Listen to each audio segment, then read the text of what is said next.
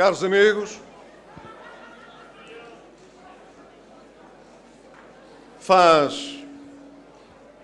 já aqui foi referido,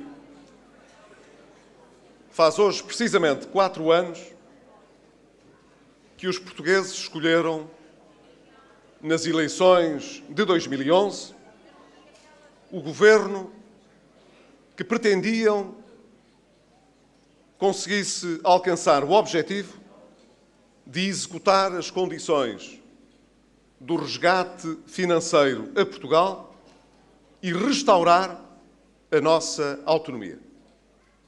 Na altura, pareceu claro que o povo português deu um mandato claro ao PSD e ao CDS-PP para retirarem o país da bancarrota e devolverem aos portugueses a possibilidade de escolher no futuro com mais liberdade. Julgo que é importante, por essa razão, termos absoluta consciência da importância do tempo histórico que vivemos. Não vivemos um tempo qualquer. Muitas vezes habituamos-nos ao longo da nossa vida a achar que as coisas acontecem porque têm de acontecer. É bom ter consciência de que muito do que aconteceu a Portugal nos últimos anos não tinha necessariamente de acontecer. Tenho dito em várias ocasiões que fechámos o resgate há um ano atrás e que isso não foi por acaso. Não foi porque deixámos correr o tempo. Não foi porque sabíamos que o Programa de Assistência Económica e Financeira durava 3 anos e que ao fim de 3 anos, naturalmente, o problema estava resolvido. A nós foi-nos dado um tempo para resolver certos problemas. E ou eles eram resolvidos, ou precisaríamos de mais tempo, de mais condições e de mais dinheiro. Se dispensámos tudo isso, foi evidentemente porque não deixámos simplesmente o tempo fluir e não esperámos que o sucesso do programa viesse por acaso. Fizemos por ele. A recuperação da credibilidade de um país demora tempo. Não é só de um país. A credibilidade de uma sociedade, de uma empresa, de uma família, pode destruir-se em muito pouco tempo. Mas demora muito tempo a reconstruir. E, sobretudo, aqueles que tropeçam várias vezes e de cada vez que tropeçam dizem que aprenderam a lição, até tropeçarem um pouco mais à frente e voltarem ao mesmo, esses, evidentemente, de cada vez que tropeçam, têm um problema maior de credibilidade à sua frente.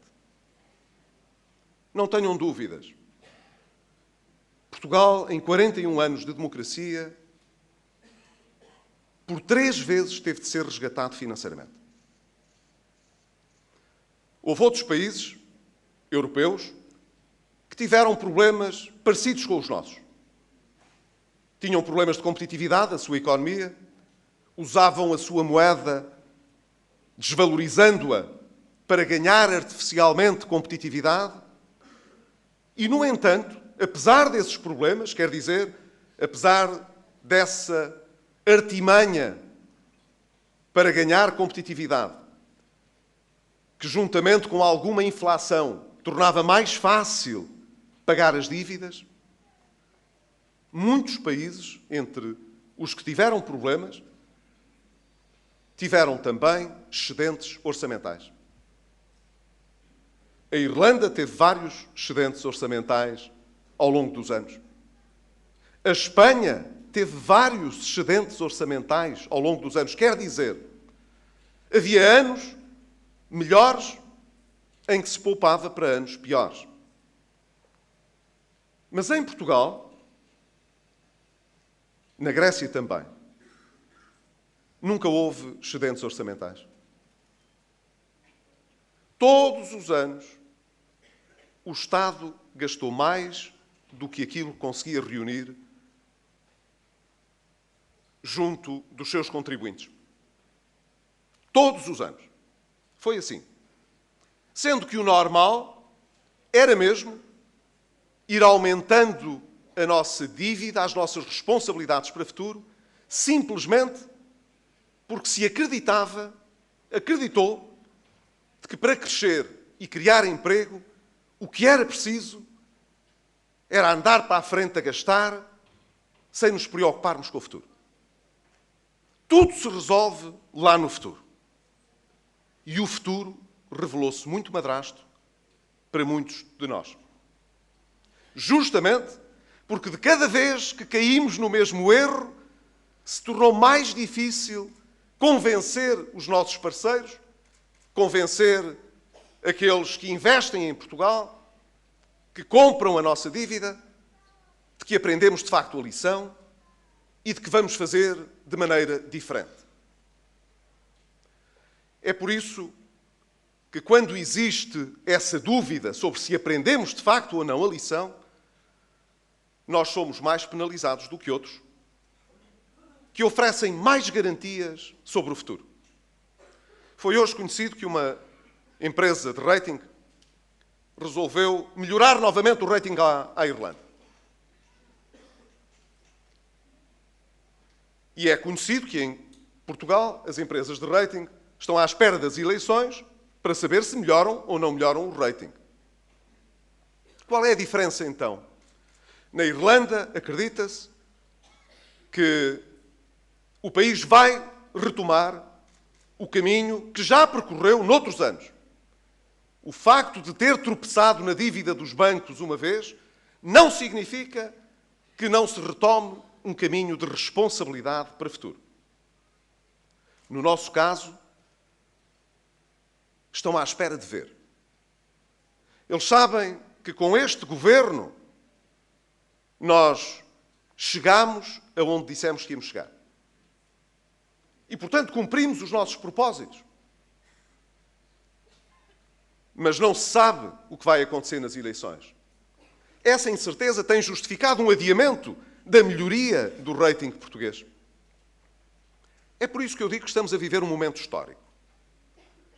Se em 41 anos nós tivemos uma história que correu mal desse ponto de vista e tivemos de superar agora a maior crise de que temos memória, ou queremos ser levados a sério para o futuro, ou queremos sujeitar-nos à percepção das pessoas, dos mercados, dos investidores, de que não se sabe bem como será o futuro. Foi por isso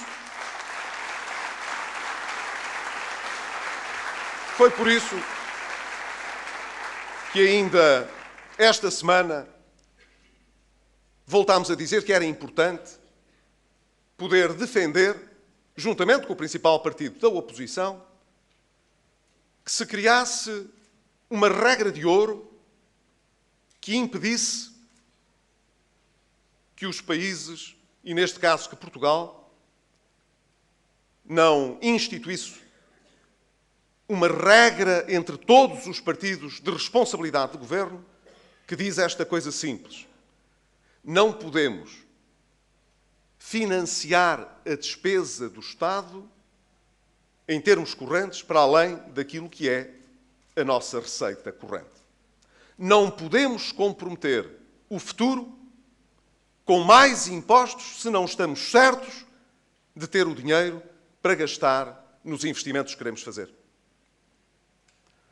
Julgo que a forma como o próprio Partido Socialista tem colocado a questão do sistema de pensões e da segurança social recomendaria vivamente, em termos nacionais, que o Partido Socialista se comprometesse de uma vez por todas com uma regra destas. Ainda hoje,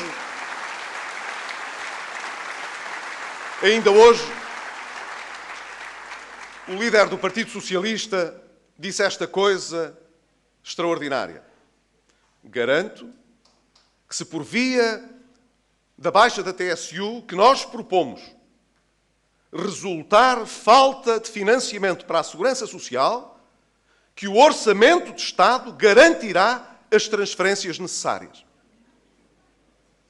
É verdade, foi assim, exatamente assim. Não se preocupem. Se faltar dinheiro à Segurança Social, o Orçamento de Estado põe lá. E perguntamos nós, mas quem é que paga o Orçamento de Estado? Não são os portugueses?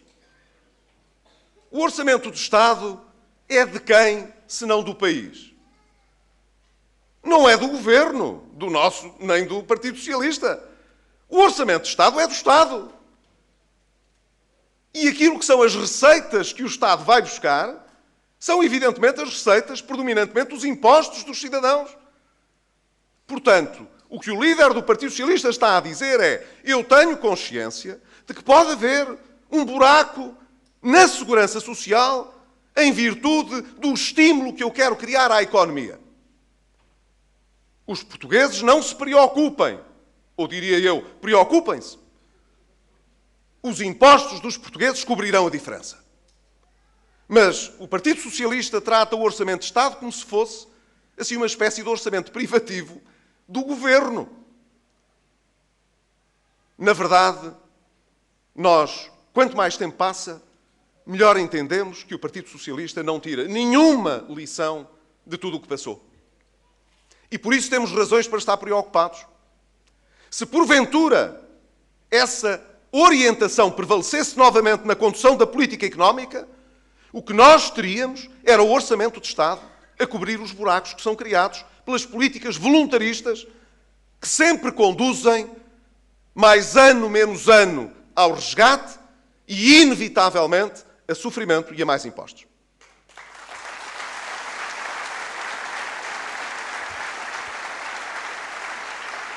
É por isso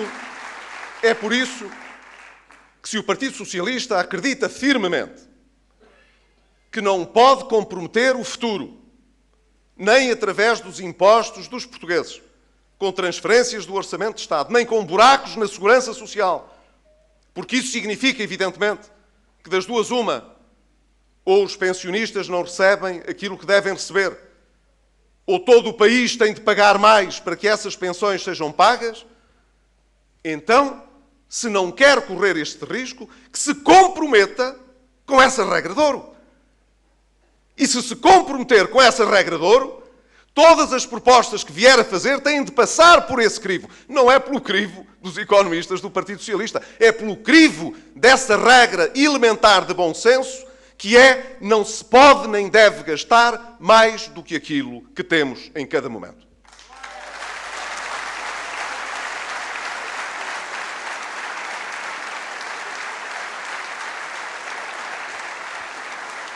Mas nós vivemos um tempo histórico também, porque está nas nossas mãos, nas mãos do país, terminar com esta mala pata dos tropeções e dos resgates.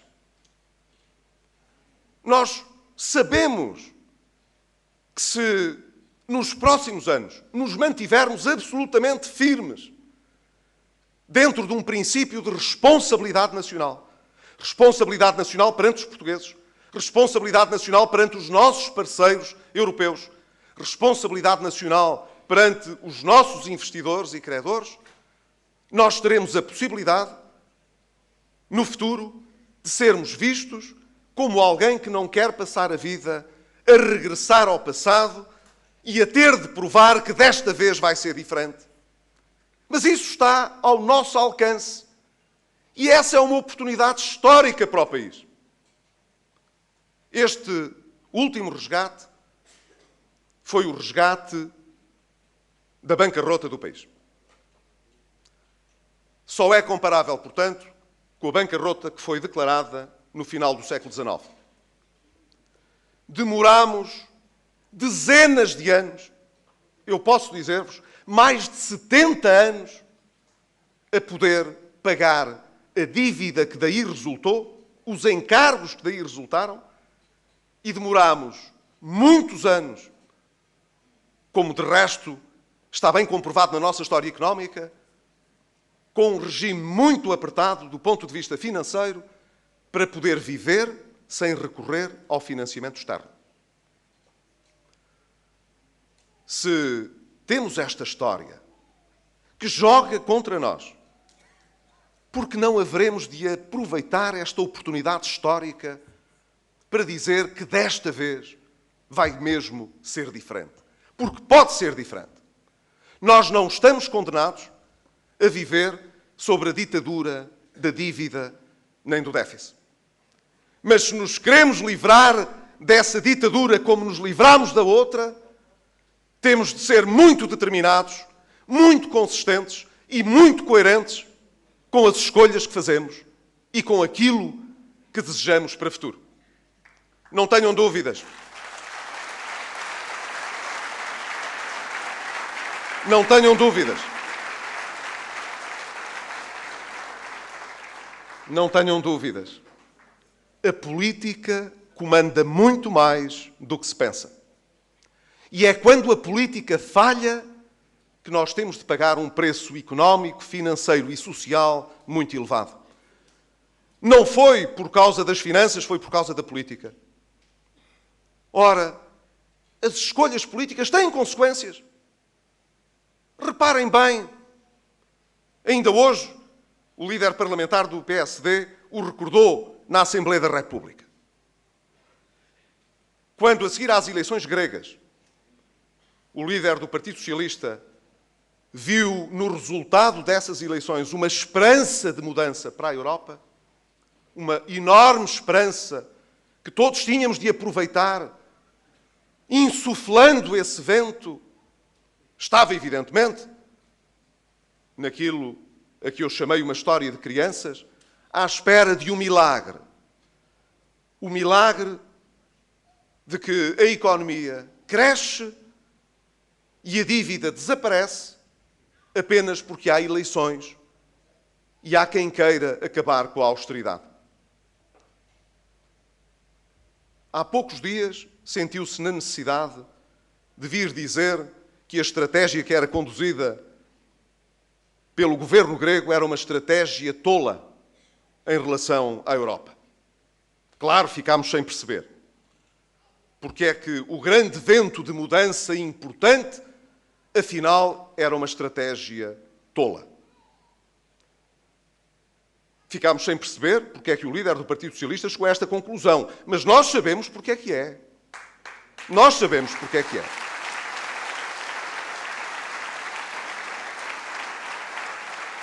Ainda hoje tivemos a oportunidade de o conferir no mesmo debate no Parlamento. Disse o Partido Socialista. As coisas na Grécia falharam porque a austeridade foi mais forte que em Portugal. Claro que eles não diziam isso quando se falava da austeridade em Portugal. Diziam, a austeridade em Portugal vai levar a uma recessão maior e a uma espiral recessiva. Nunca conseguiremos fechar o programa de assistência económica e financeira com esta austeridade. Afinal, em Portugal foi possível. Sabemos hoje porque a dose da austeridade foi menor. Se foi menor, porque é que o Partido Socialista entendia que ela não devia ter lugar? Descobriu agora que, afinal, o percurso que fizemos não foi tão pesado como na Grécia? Se não foi tão pesado, não deveria ter merecido tantas críticas do Partido Socialista. Há um caminho de incoerência, de profunda incoerência e, evidentemente, de oportunismo eleitoral, que eu creio entra pelos olhos dentro da generalidade dos portugueses. Nós sabemos muito bem que as escolhas políticas têm consequência. As coisas são como são. A Grécia fez um programa de ajustamento muito difícil. Dissemos por várias vezes que a Grécia era mesmo um caso único na União Europeia. E está-se a comprovar que é assim. Não temos nenhum gosto em dizê-lo. É uma constatação que fazemos.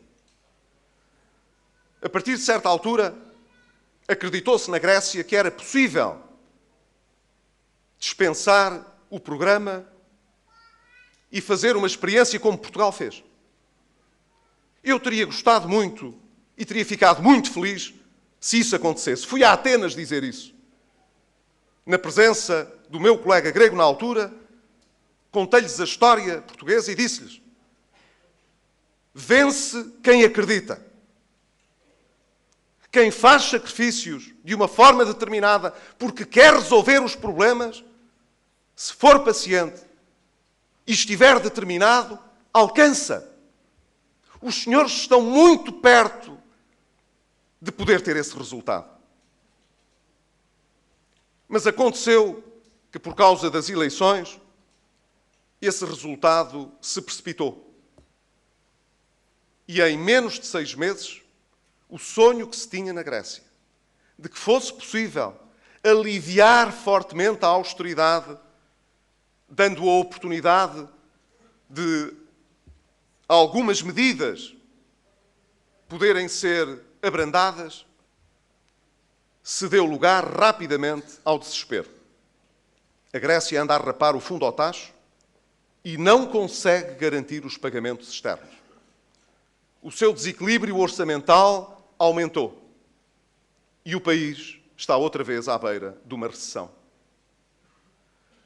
As escolhas que os cidadãos fazem têm de ser respeitadas.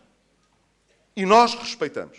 Nunca ninguém nos ouviu dizer que os gregos é que são culpados. Os povos, as sociedades têm as suas razões para escolher como escolhem.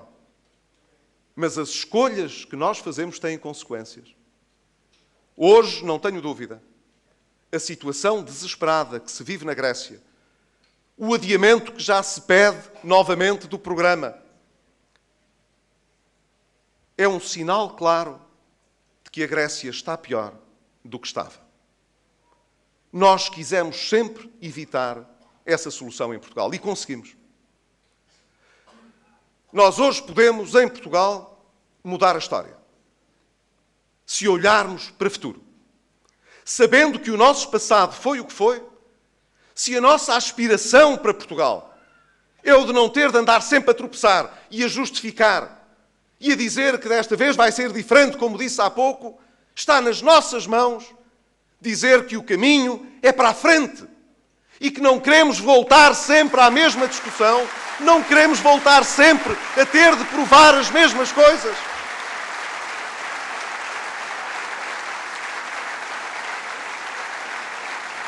É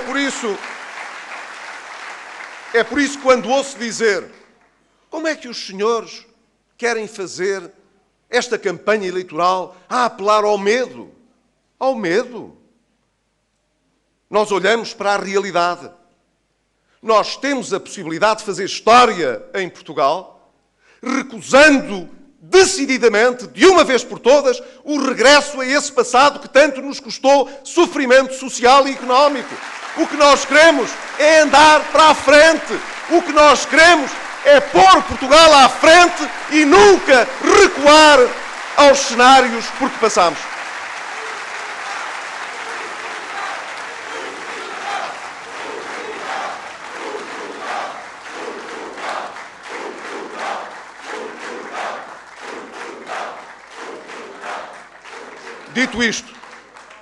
Dito isto, claro que nós sabemos, não ignoramos, os argumentos eleitorais que são utilizados. Eles têm sido poderosos. Os nossos adversários têm uma estratégia clara. Uma vez que o país está indiscutivelmente em melhores condições para poder olhar para o futuro e ter outra confiança, o próprio Partido Socialista aventura-se mais. E se nós dizemos que acabamos com a sobretaxa na próxima legislatura, eles dizem, nos próximos 2 anos. Nós dizemos, recuperaremos os salários na função pública na próxima legislatura. Eles dizem, nos próximos 2 anos. Nós dizemos, ainda não sabemos como é que vamos resolver o problema das progressões na função pública. Eles dizem, a partir de 2018. É tudo mais cedo, é tudo mais simples, é tudo mais fácil. É assim de tal maneira que aqui há umas semanas, numa conversa com algumas pessoas com quem estava a conversar, uma delas me perguntou: mas porquê é que o Sr. Primeiro-Ministro se deixa levar por estas mensagens? Porquê é que o senhor não oferece aos portugueses as mesmas vantagens que o Partido Socialista? Como o Partido Socialista não tem mais nada para oferecer, resolvia-se a questão das eleições. Porquê é que não oferece o mesmo que o Partido Socialista? E eu realmente dizia-lhe: olha, não há dúvida nenhuma, se isso tivesse essa facilidade, com certeza que eu o oferecia. Não há nenhum governo, evidentemente, que não queira o melhor para o seu povo. Numa democracia, nem pode ser de outra maneira. Nós só podemos governar com a confiança dos eleitores. Se nós pudermos oferecer o melhor às pessoas, não oferecemos. É o mesmo que pensar que em 3 anos de memorando andámos a fazer maldades às pessoas porque somos cruéis, porque queríamos retirar rendimentos. Alguém acredita numa história destas? Mesmo os nossos adversários políticos. Haverá algum adversário político nosso que esteja convencido, verdadeiramente convencido, de que o nosso objetivo é prejudicar as pessoas? Isto não faz sentido de espécie nenhuma. Tivéssemos nós a possibilidade de recuperar mais depressa, de oferecer melhores condições, e oferecíamos com certeza. Ainda para mais estamos no governo, temos melhor informação, sabemos melhor as coisas, não precisamos de ir buscar uns académicos para fazer umas contas por nós. Nós sabemos fazer as contas e temos a informação. Então, tendo tudo isso e podendo oferecer às pessoas melhores condições, não o faríamos? Nós não o fazemos porque não brincamos com a vida das pessoas no país. Nós levamos isto a sério. É de má memória o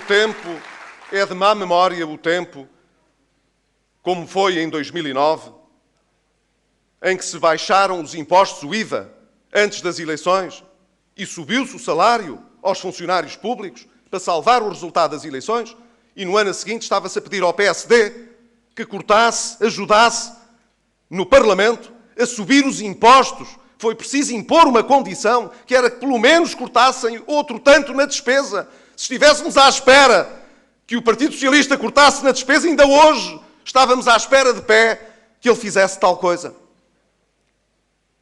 Nós não queremos regressar a esse tempo e não queremos, sobretudo, andar aos solavancos. Não temos nada a ganhar com isso. É uma questão de credibilidade.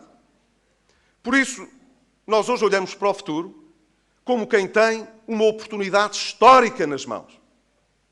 De mostrar que o que aconteceu em Portugal nestes 4 anos não foi um acaso. Não foi apenas porque os partidos da maioria que agora se apresentam novamente ao país tiveram a determinação de fazer o que era preciso. Não foi só por isso. Foi porque o país sabia o quão importante era vencer esses obstáculos para poder andar em frente e reconquistar o direito a voltar a sonhar, mas a sonhar, como dizia o Paulo Portas, e bem, com os pés assentes na terra. Isso está ao nosso alcance, isso está nas nossas escolhas.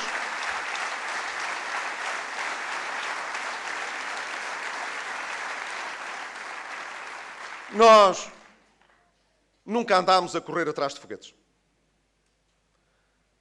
Muita gente andou a criticar-nos. Chegou a uma altura que parecia um desporto. Criticar-nos porque nunca mais decidíamos fazer a coligação. Que era um erro muito grande. Estávamos a perder muito tempo. Era preciso fazer a coligação rapidamente. Diziam eles a quem está coligado no governo. Tem de fazer a coligação rapidamente. E eu pensava para mim, e dizia ao Paulo Portas, nós estamos a governar. Não estamos a preparar as eleições, estamos a governar. Temos ainda um marco importante para cumprir, que é a apresentação do Programa de Estabilidade e o Programa Nacional de Reformas, que é aquilo que ditará a forma como Portugal vai ser avaliado para os próximos anos pelos seus parceiros europeus e pelos investidores internacionais. Nós haveremos a seu tempo de resolver a questão da coligação. Resolvemos-la. Num dia muito especial, dissemos, no dia 25 de Abril, que nos comprometíamos ambos a propor aos nossos partidos que se fizesse uma coligação. Conseguimos fazer esse acordo no princípio de maio. E conseguimos agora, esta semana, oferecer aos portugueses um conjunto de garantias importantes. Ainda não é o nosso programa eleitoral, mas serviu para dizer: nós não vamos andar a inventar slogans, nem medidas, para que os portugueses se distraiam com o efêmero. Nós não andamos cá estes 4 anos a zelar apenas pelas emergências. Nós temos programa, nós temos estratégia e sabemos o que estamos a fazer. Não precisamos de andar com invenções. Disse-o esta semana e repito, nós não precisamos de andar com invenções, nem a testar ideias, nem a ver se agradamos a A, a B ou a C. Nós queremos apenas dar visibilidade e focar aquilo que são as nossas prioridades para os próximos anos. E é isso que vamos fazer quando apresentarmos o programa eleitoral. Dado que temos esta experiência de governo, dado que temos esta experiência no país, sabemos muito bem que temos de nos sentar a uma mesa a fechar área por área desse programa.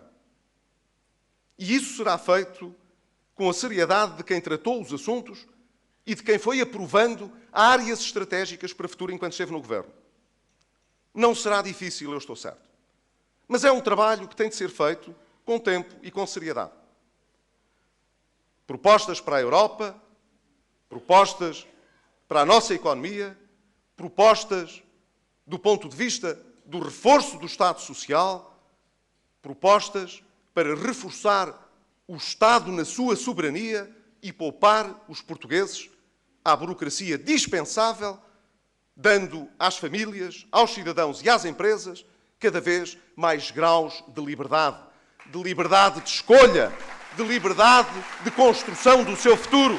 Porque nós acreditamos que são as pessoas que fazem as nações, não são os Estados nem os governos.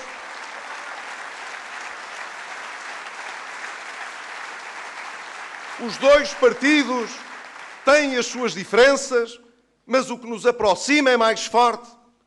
Nós não precisamos de ter grandes discussões em torno daquilo que nos une. A experiência que levámos de governo ensinou-nos muito. E não há dúvida de que hoje oferecemos ao país uma estabilidade e uma garantia que mais nenhum partido em Portugal está em condições de oferecer. O Paulo Portas disse aqui muito bem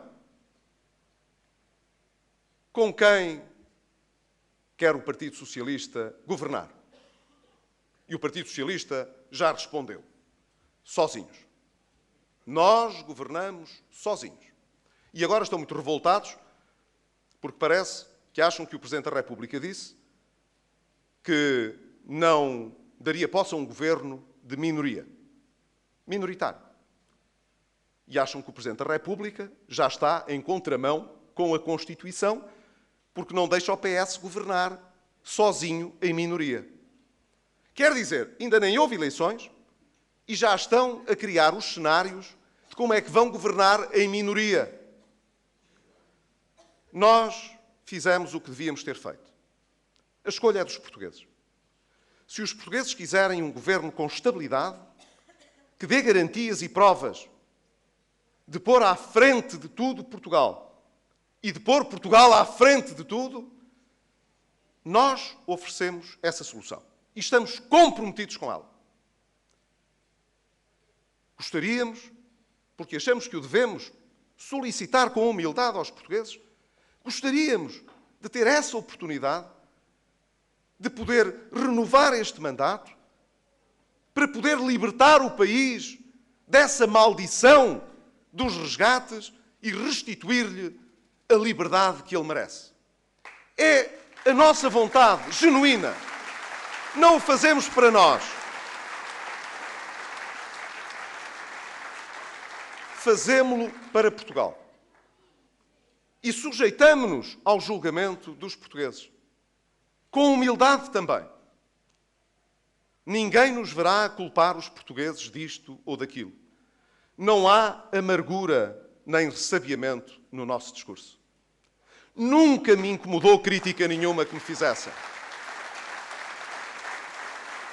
Vivemos, felizmente, uma sociedade que vive em liberdade política, como de resto aqui vimos hoje, mesmo quando o exercício dessa liberdade se faz em condições marginalmente tão desafiantes quanto aquelas que hoje aqui sentimos. Mas nós não abdicamos de ser gente tolerante, porque acreditamos que é mesmo assim. Uma sociedade tolerante está mais próxima de ser próspera do que uma sociedade intolerante. Uma sociedade onde nos possamos respeitar e onde acreditemos na iniciativa dos cidadãos, nas suas escolhas, é uma sociedade mais evoluída, mais progressista. Acho que o podemos dizer, mais progressista. Nós, portanto, não nos revoltamos com as críticas, mesmo que nos pareçam injustas. Não silenciamos ninguém, queremos apenas que nos deixem também exercer com liberdade as nossas escolhas. Respeitando-nos mutuamente e dizendo aos portugueses: fizemos o que estava ao nosso alcance para Portugal vencer. Sabíamos que se falhássemos era o país que falhava. E agora oferecemos ao país a possibilidade do país ter sucesso para o futuro, se o quiser fazer connosco. A escolha é dos portugueses. Nós respeitá-la-emos sempre, mas temos de dizer aos portugueses: vejam que estamos a fazer tudo o que estava ao nosso alcance para que, se for esse o vosso desejo e a vossa escolha, as coisas podem ser diferentes para o futuro. Nós não estamos amaldiçoados a repetir a velha história. Nós podemos fazer uma história de Portugal diferente para o futuro. É nisso em que eu acredito, eu e o Paulo. É isso em que acreditamos todos os que estamos aqui. Eu acho que é isso em que acredita verdadeiramente Portugal. Viva Portugal!